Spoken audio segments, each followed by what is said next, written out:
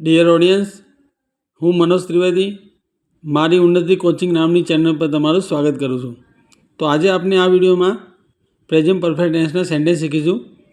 Present perfect ટેન્સમાં active અને passive voice.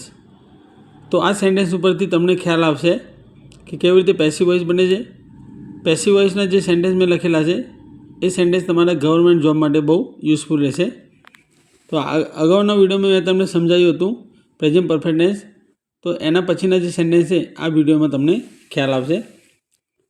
Has a revolt cordon the surroundings. મતલબ થાય છે ઉગ્રવાદી રેવોલ્ટ એને આજુબાજુના એરિયા કોર્ડન એટલે ઘેરી લીધા છે.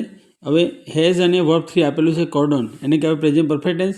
પેસિવ વોઇસમાં આપણે ઓબ્જેક્ટ આગળ આવશે. Have the surroundings been cordon by revolt.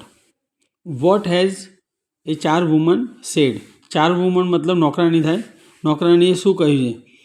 What has been said by 4 woman. આ રીતે પેસિવ બનશે. What has been said by a 4 woman. Who has adjourned the council. Council એટલે મિટિંગ, પરિષદ.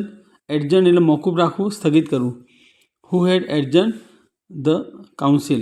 આનું પેસિવ બનશે બાય હુમ. જ્યારે પણ સેન્ટેન્સમાં હુ આપેલું હોય ત્યારે પેસિવ વોઇસમાં બાય હુમ કરવું. By whom has the council been એડજર્ન.